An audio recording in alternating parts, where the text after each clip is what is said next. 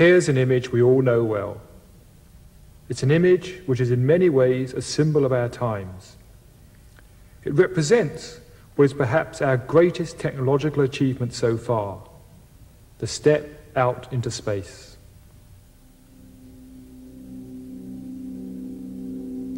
But the picture of our planet also has a far deeper significance. For the first time, we have seen ourselves and the planet from the outside, and the view has changed our feelings about ourselves in an unexpected way.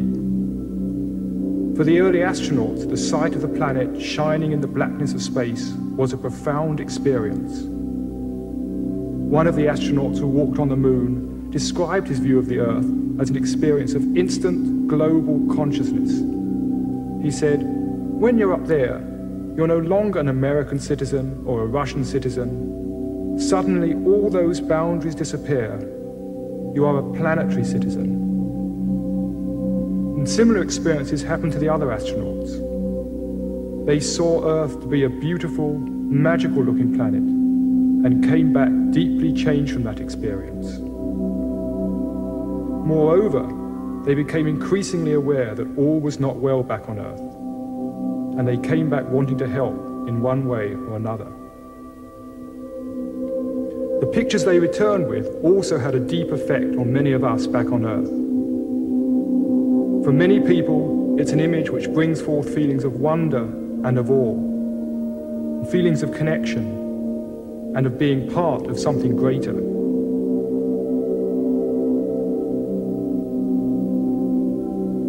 In some respects, the picture of our planet is a spiritual symbol of our times. Now, that may initially sound strange. What is spiritual about it? But if you think for a moment, most spiritual symbols are, in one way or another, symbols of wholeness, of oneness, of some underlying unity. And a sense of oneness and unity is exactly what is reflected in this picture of the planet. It symbolizes the growing awareness that we are one humanity living on one planet and with one common destiny. This is why the picture of the planet is so powerful, and why it has become such an important symbol for all of those who are concerned about the fate of humanity and creating a better world. And there was another awesome realization which struck some of the early astronauts. Looking back at the Earth, it seemed that maybe the whole planet is a single living organism. Until we took the step out into space, we had only seen the planet from close up.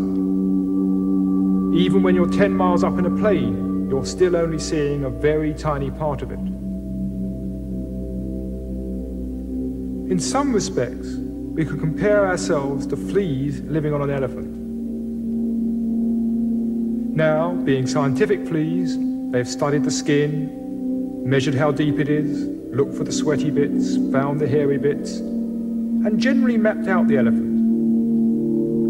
Then, one day, one of these fleas takes a huge leap off, 50 feet away, and looking back at the elephant wonders, could this elephant actually be a living organism in its own right? We have been taking a similar huge leap back. From 100 miles to 1,000 miles, till eventually we see the planet as a single entity. And the question comes, could planet Earth be a single living organism? Now, this is not such a wild dream as you might suppose. A number of scientists are now beginning to take the idea quite seriously. Researchers in both England and America have been looking at some of the long-term changes which have happened to the planet. When, for example, you look at how the temperature of the planet has varied over the whole of its history, you find that it started off very hot, but then cooled rapidly until it reached the crucial range in which life could evolve. From then on, it seems to have remained steady. Now that's strange, because theoretically, it should sooner or later have started rising again. becoming far too hot for life to continue. But it didn't. It stayed constant. What seems to have happened is that the living organisms of the time released the right amounts of the right gases to keep the temperature of the atmosphere constant, at just the right level for life to continue evolving. Now that may sound an amazing coincidence, but it's no more amazing than the fact that our own bodies sweat when we are hot and shiver when we're cold, maintaining ourselves at a constant temperature. The salt content of the sea also shows an interesting degree of self-regulation. Salt is continually washed off the land into the sea, and at such a rate that it would take only 80 million years for the oceans to reach their present concentration. So theoretically, the oceans should by now become one huge dead sea. But they haven't. In fact, the salt content has remained remarkably steady. Somehow, small organisms in the sea have absorbed just the right amount of salt to keep it constant. These are just two of many examples which have led scientists to propose that all the living organisms on the planet together function as one huge self-regulating system, a theory known as the Gaia hypothesis, spelled G-A-I-A, after this lady, who is the Greek Earth Mother goddess, Gaia.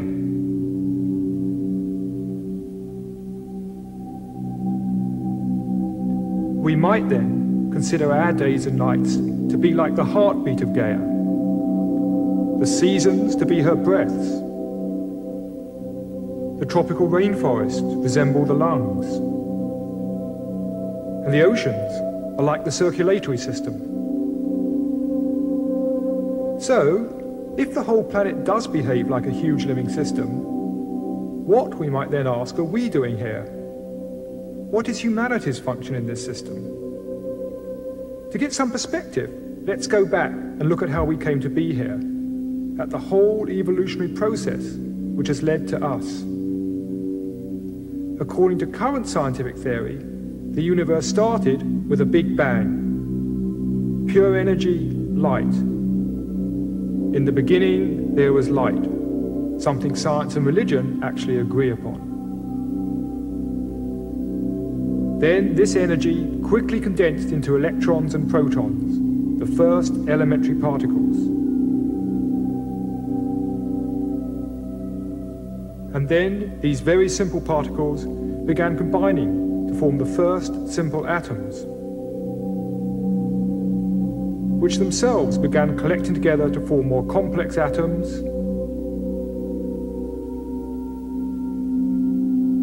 and more complex atoms,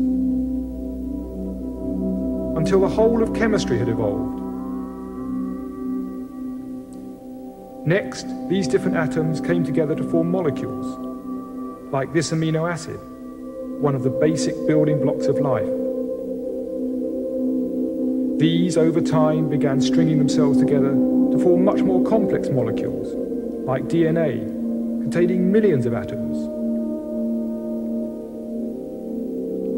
These molecules then grouped themselves to form the first simple living organisms, bacteria and algae.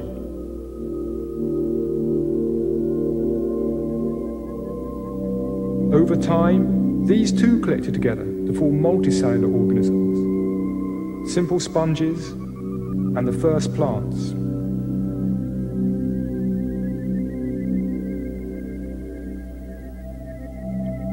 This process of progressive complexification and organization continued, leading eventually to the first fish. Now, fish represent a very significant stage in evolution. For fish were the first creatures with a skull and a spinal cord, and inside was the delicate nervous system, which now, for the first time in history, was protected by a case of bone. And from then on, the main thrust of evolution has been in the development of the nervous system. As we move on up through evolution, the external changes are very clear. The gills have become lungs, the fins have changed into arms and legs, But the most important changes of all were happening on the inside. The nervous system has become unfathomably complex. And today, the most complex nervous systems known on this planet are to be found in dolphins and whales.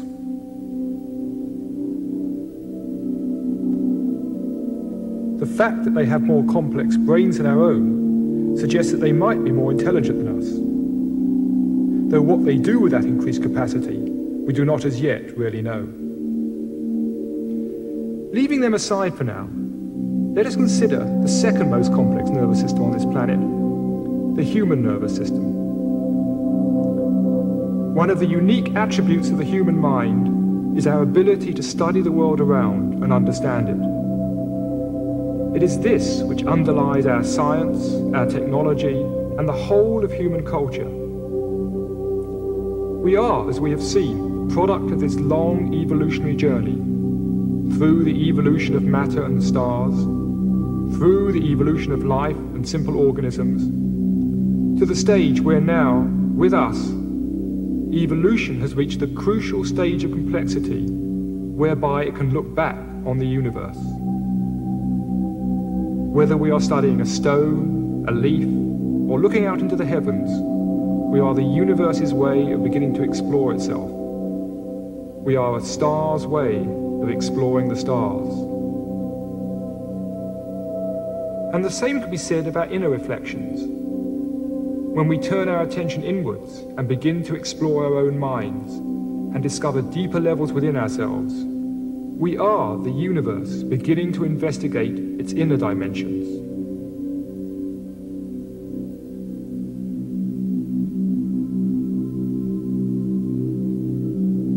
So the next question is, where is all this taking us? What's next? In the long term, over millions of years, we will probably see various physical changes, such as our brains growing even larger. But there are other evolutionary developments happening a lot more quickly. One of the dominant trends of evolution has been a progressive linking of smaller units into larger and larger units. This suggests that the next stage might involve human beings themselves linking together in some way. Indeed, this process has already begun. It's what we call civilization. The organization of the streets in this Danish village is very similar to the way the first multicellular organisms developed in the sea. This is Sun City, Arizona. The pattern here is similar to a growing fetus. And this tendency of people coming together into larger units is also happening at a much higher level. We can see it in the Union of the States in the USA and the USSR, and the coming together of the EEC in Europe. This is the natural drift of evolution, and its end result would seem to be the whole of humanity beginning to function as one single community. As well as this linking at a physical level, we are also beginning to link together at a deeper level. As a result of the information explosion, telecommunications, and the birth of computer networks, we are beginning to exchange information with each other wherever we may be.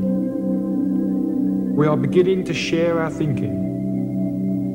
We are beginning to connect up mentally. We are beginning to link mind to mind. And as we begin to understand each other, an even deeper level of linking is occurring. A linking of soul to soul.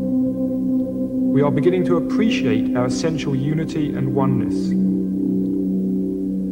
So the next stage of evolution could be humanity beginning to link together, physically and mentally, beginning to work and function on many different levels as an integrated system.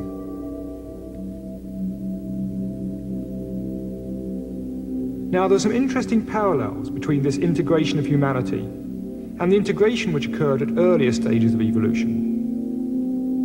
If we go back and consider the emergence of life from matter, we find that the simplest bacteria contain several billion atoms. The figure shown here of 10 billion is only a very approximate figure. Whether it's 2 billion, 5 billion or 20 billion doesn't really matter.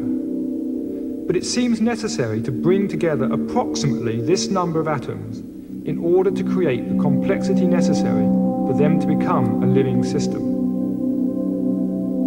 Similarly, if we look at the next leap in evolution, the evolution of intelligent consciousness, we find it again takes several billion nerve cells linked together in the human brain to produce the reflective consciousness characteristic of humanity, though again the figure is not meant to be exact. Now, if this turns out to be a general principle of evolution, it would suggest that the next stage, the linking of humanity into an integrated system, would involve the working together of a similar number of minds. And indeed, the human population has already reached this level. We might then think of humanity as some sort of huge global brain, a brain in which we are the cells, linked together by our growing information networks. And there are indeed some interesting parallels between the way society is developing and the way the human brain develops. The main thrust of development of the human brain takes place mainly before birth, between weeks 8 and 13 after conception. Imagine for a moment that you are a nerve cell in this growing human brain. At first, there's plenty of space. Then, very quickly, there's a massive population explosion of nerve cells. If you were a nerve cell, you'd probably think, this is getting dangerous. There's not enough oxygen to go round. We're going to be short of blood soon. But suddenly, at week 13, the explosion stops. From then on, the development of the nervous system focuses on the growth of connectivity and complexity, the linking together of these billions of nerve cells. Today, we are seeing a similar process happening to humanity. We've had this massive population explosion, but it's now beginning to slow down.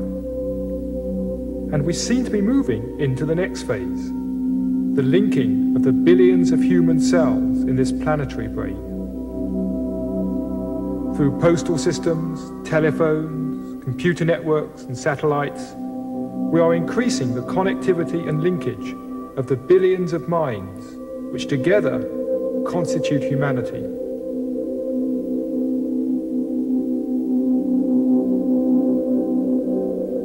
Now, all that I've spoken of so far is the good news. The bad news is that our rapid development is also threatening the welfare of the planet. In some respects, we seem to be very much like a planetary cancer.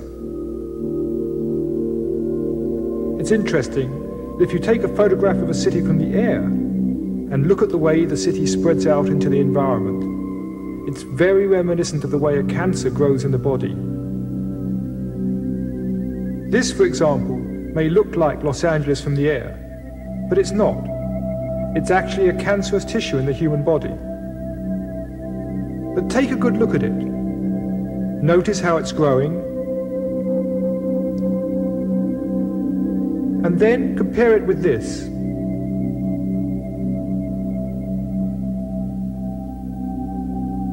Now, the similarity is more than just in appearance. If you go back and look at what causes the cancerous tendency in the individual, and at what causes a similar tendency in society, we find that underneath are very similar principles. Let's look first at why a cell in the body becomes cancerous. In the center of each cell are the genes. They contain the information that keep you functioning as a single living organism, rather than just a bowl of biological soup. Now, if the genes in a cell are disturbed, that cell may become selfish. It may no longer support the system as a whole, but instead go off, doing its own thing, at the expense of the body. In short, it becomes a cancer. Now, when we consider human beings in a community, we are looking at an organization of minds.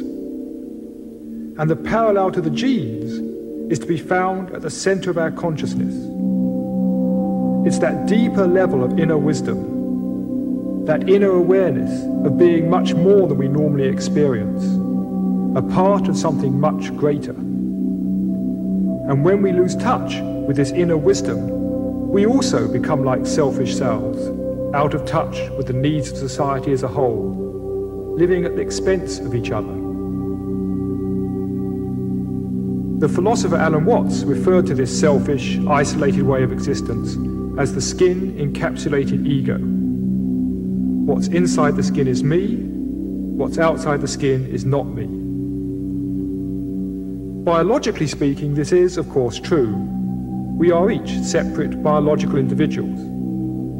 But it is not the whole truth. We are much more than that. We are creatures with an inner life, with an existence that stretches beyond our biological identity. The reason we become stuck in this limited way of seeing ourselves is because the real self, our deepest sense of I, is actually very hard to grasp. Trying to describe that deeper sense of self is very much like trying to describe a hole in a piece of wood. If you ask people to describe a hole such as this, they may start by saying, well, it's a round hole. You say yes. They say it's a wooden hole and it's red. You say, hang on, the hole isn't wood, the hole isn't red. They say, haha, the hole is black. But no, that's the background. And suddenly they're stuck. What's the hole? How do you describe the hole itself without describing its surroundings? In a similar way, it's very difficult to grasp and define our own inner sense of self. Instead, we tend to describe ourselves in terms of what surrounds us. Our many possessions, the roles we play, our social status.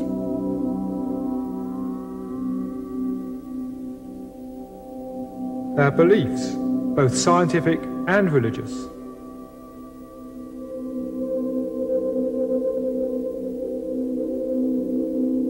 Now, this limited sense of identity may not in itself seem very dangerous, but it does have some far-reaching consequences. It turns out that many of the ways in which we mistreat and abuse the environment stem from our seeing the world as separate from ourselves. We may take fairly good care of what is inside the skin, but we don't care nearly so well for what is outside the skin. As the late Gregory Bateson said, if this, meaning this me versus the world attitude, if this is your estimate of your relationship to nature, and you have an advanced technology, your likelihood of survival will be that of a snowball in hell. You will die either of the toxic byproducts of your own hate, or simply of overpopulation and overgrazing.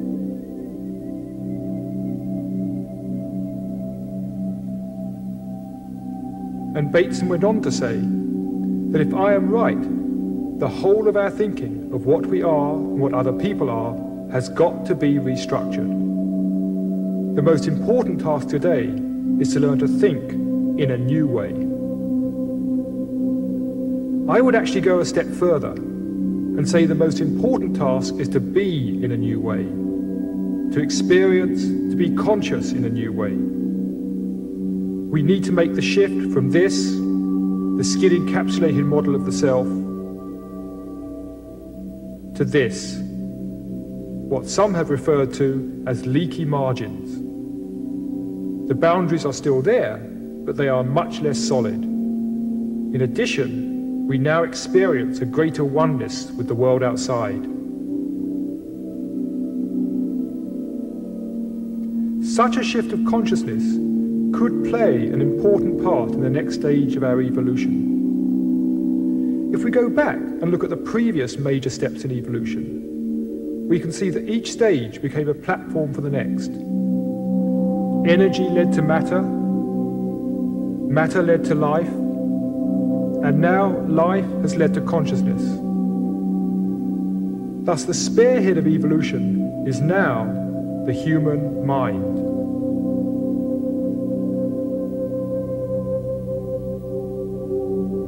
We have moved beyond biological evolution into mental evolution.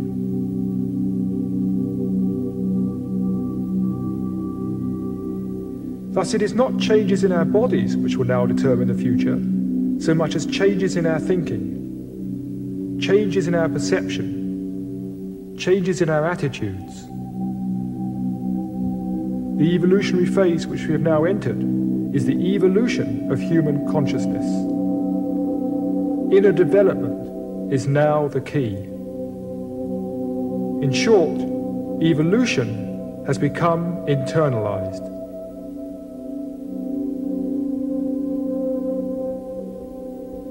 And these changes are happening much faster than we might at first suspect. Recent data shows that inner evolution may soon become very widespread in our society. If we look back at the past distribution of human employment in the West, we see that the major focus for centuries was agriculture. Most people were employed on the land. That continued up until 1900, when a new curve took over: industry. Industrial work became the dominant use of human time. We entered the industrial age. And the industrial age continued until 1975, when a new curve took over: information processing. And we are now very much in the information age.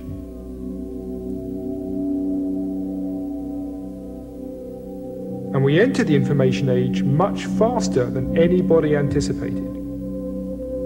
Whereas it took over a century for the Industrial Revolution to have its full effect, the information revolution has had a major impact in just 25 years. So the next question is, what will follow the information age? Well, there are already signs of a new curve beginning. And although small at present, it is growing even faster than information processing. This curve represents the growing number of people involved in the exploration and development of the vast resources of the human mind itself.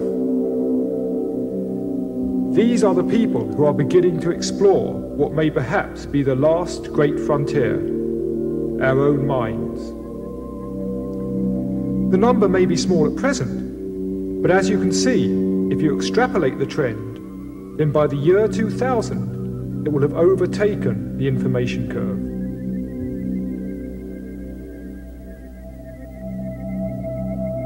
What we would then see is a very major shift in values, as more and more people discover a deeper sense of unity and purpose, and, letting go of their petty, selfish ways, beginning to function more in tune with humanity and the planet as a whole.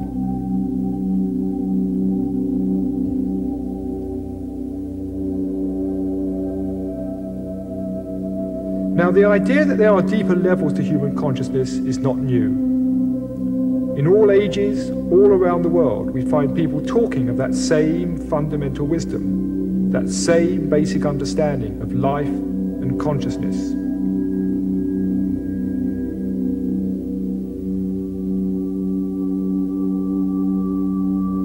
Here I've symbolized these different people at different times by different colored dots. Now, when any particular teacher died, his message was forced to spread by word of mouth or be written down on parchments, with the result that as his ideas began to spread around the world, they inevitably became distorted and absorbed by the culture of the time, with the result that very little now remains of the original wisdom. But today we are in very different circumstances. Firstly, hundreds upon thousands of people are beginning to discover the hidden potentials of the human soul. And secondly, books, tapes, television, computer networks, in short, the whole information revolution, has given us the means to share these discoveries with each other, without the information suffering the distortion and misunderstanding that was inevitable in the past.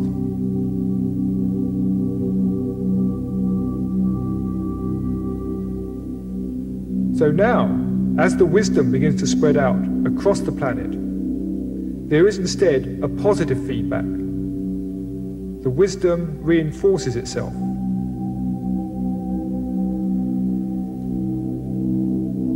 rather than dissolving, the wisdom builds upon itself. Such an inner awakening could be the crucial ingredient in the linking of humanity into an integrated society. A society in which we are linked spiritually through an awareness of our inner unity, an awareness that we are all part of something greater.